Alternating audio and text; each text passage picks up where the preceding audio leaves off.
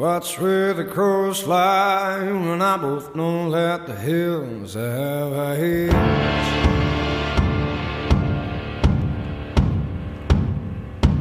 Blood comes from a different vein. You ain't lived unless you rode the midnight train.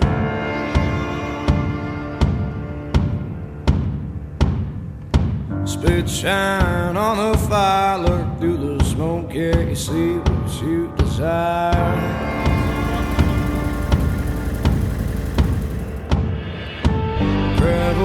Gravel and chill, listen to the train on that rail.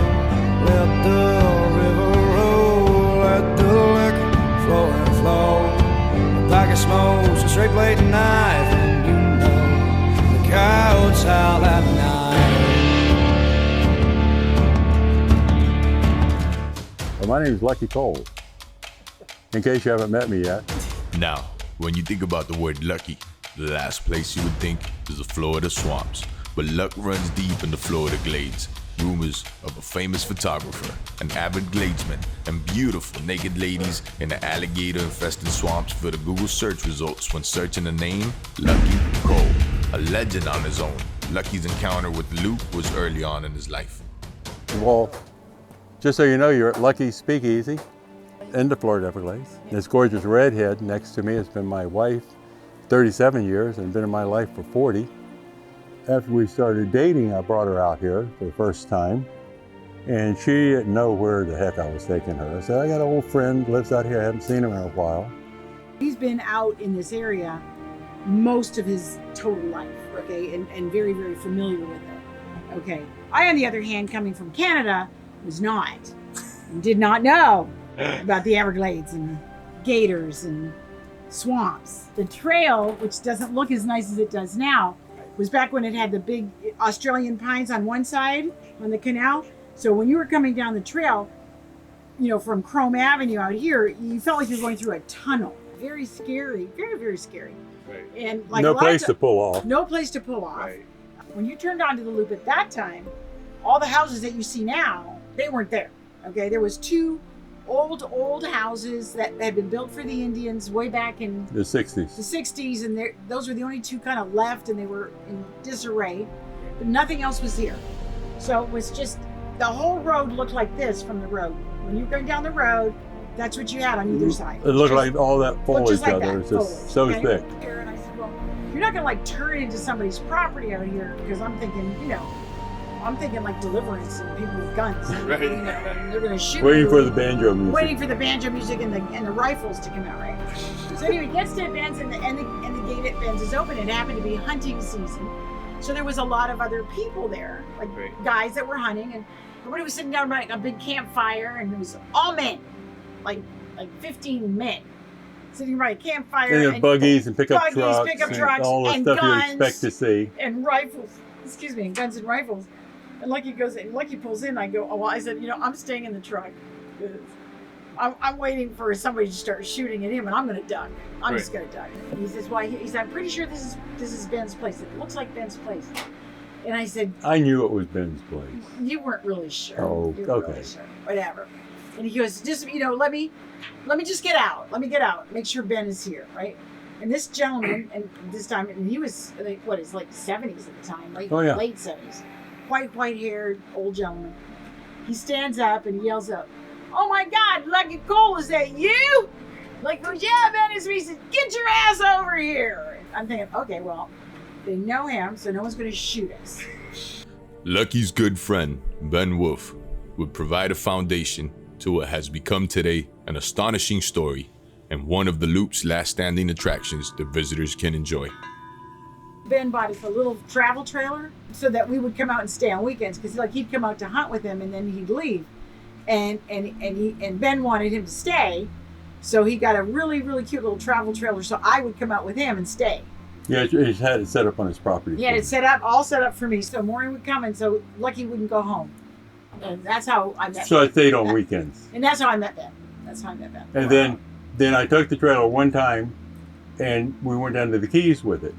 Right. And then Ben was worried that I would wouldn't come back and forth, so he went and bought another one for us to go and take camping trips with, and kept one there. on his Yeah. property. Wow. To make sure we would always come back. I mean, So- that was kind of And we were like, I think 10 years. And Ben passed not too long ago. No, about, I want to say about 5, 6, 7 years Yeah. ago. Yeah, he he was did. like 90. 394, 93, something. 94. He'd still be noticed- alive, but he fell and broke his hip, and he lasted about a year After that. Mr. Wolf was no stranger to the swamps. He lived a long and very colorful life, had run-ins with the law, dated women half his age, and got into any bar fight needed. A true Gladesman and another icon of the Loop, Lucky and Maureen recall his most interesting characteristics. Because he'd go down the road every day in his little Jeep. And Go he always- fishing. He had a fake Indian mannequin in his passenger seat. That he All talked dressed to. up. I know, he did. And he would talk to It was her. an Indian girl. He would talk. If you were driving behind him, Head he'd be dress talking on to everything. her. Okay. Just, We followed him up to Inverness one time with the truck, and he talked to that Indian all the way up. I said to Lucky, I said, who is he talking to? He was He talking to that talking Indian to mannequin the Indian mannequin. all the way up. All the way up. And you could see him. Yeah. And if you went somewhere with Gestures. him, you'd have to sit in the back seat because he had the Indian in the front Yeah, seat. he was nobody could sit in the front seat because he had the Indian man. Or if you were small, you could squeeze. That was back before they had consoles in the middle. I mean, if you were small, you could squeeze into the middle, used to be the and he'd one lean seat. around in front of you to talk to the Indian. He's so funny. I mean, that was It hysterical. was so funny. He was a character. He got put in jail up in Inverness, in prison. He shot a guy in a bar Over a woman. over a woman. He got getting involved with the barmaid up there in 1947, and you're messing around with her, and the husband found out. He got in a fight with the husband in the bar, okay, Shot the husband. and shot the husband. Got put in jail, and somehow he only served a year and managed to get out and actually got a pardon from the governor. But he was still I'm not sure how that happened, but a convicted felon yeah, he was. But he still carried a gun. Didn't care that he was a convicted felon. He had a gun on him all the time. all the time. So he wasn't supposed to ever carry a gun Right. again, okay? Or he couldn't vote either. Even though he did get some kind of a pardon from the governor, he got out of jail. I think his father somehow had connections and did that. And then when he was 72 years old, he got in a bar fight in Inverness That's right. with a guy in his 40s or something, and the guy got the better of him and knocked him down the floor. He got his gun out of his boot and was going to shoot the guy, and somehow they got him stopped, but because he had a gun on him, they put him back in jail. But because of his age, they put him on parole? Probation. And he Still got wasn't this. supposed to carry a gun again, but Yeah. So he somehow I wound up with the gun. He gave me the gun or something. Right. He was in his 70s. And then he got on probation. He got this beautiful young probation officer they fell in love with who was married. Oh, I mean, Ben Wolf always fell in love with women that were, the age of the women that he was always in love with was always the same age. They were always like in their 20s or early 30s. No matter how old he got, the women were the same age. And they were always married. Okay, they always took him for his money, so they always turned into barracudas. The entire time I knew him. You never got over it. You never got. You just. It never kept falling changed. For the same kind of women. Over Same kind of women over and over again. They were always married, and then they turned into barracudas that were just taking his Never money away. stopped carrying a gun. Even though It never changed. Never And changed. Never, and would have gotten into any bar fight that had to be done. Yes. He was a very colorful road character. He was. He was a sweetheart of a person. Oh, he really was. Sweet. He was. Really sweet.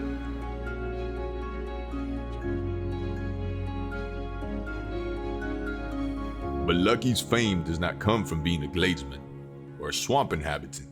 Lucky's rise to fame started in his young years, as the art he saw in the Everglades intertwined with photography from the inner cities. This combination of nature's beauty and the female body has brought attention from all parts of the world, as models flock to his compound to bear everything in the most remote places of the Everglades. Okay, well, I grew up in the business. My aunt owned a modeling agency in Miami Springs. And my family moved there in 1950, and she loved me to death. I was her favorite nephew. And she had me modeling as a boy in 1950. And 1955 was when I first picked up one of the cameras. Actually, she had one of the photographers there, had me pick up one of the cameras because she saw me pretending to photograph the models that worked for her, would stand there and pose for me, and I was pretending like I was photographing, you know, I was a young boy, and she saw how relaxed and comfortable the women were in front of me compared to the professional photographers that she had there working for her that were older, say, than these young models that were in their late teens and early 20s. And so she had one of the photographers show me how to take the pictures using these old heavy Hasselblad German heavy cameras. And that's actually the way the photography got started. Actually, on my websites, I have a gallery called The Beginning, and some of my very, very early photographs that I did back then. And what is really neat is the ones you see will be like a girl in a bathtub, a bubble bath, standing with a bicycle, or standing by an old truck, which at the time was not an old truck, it would be now, and things like that. And I basically am doing exactly the same type of photos over all of these decades. You always come back. Yeah, Autumn Rose that you met today, I think we started 3 years ago Thanksgiving, and I've done 4, 5, 6 photo shoots with her, plus she's helped us with different events and things like that. She'd come down and do things to, you know, help promote our business. So, and there's other clients I've been photographing for 10, 15 years. This one here has been 40. 40 years I've been photographing her. Lucky Story takes us to a world where the American dream still thrives. But it teaches us the world is not black nor white, but rather gray. And some of nature's most beautiful moments happen simply because we observe them. But when you capture that moment, then time itself is at your fingertips.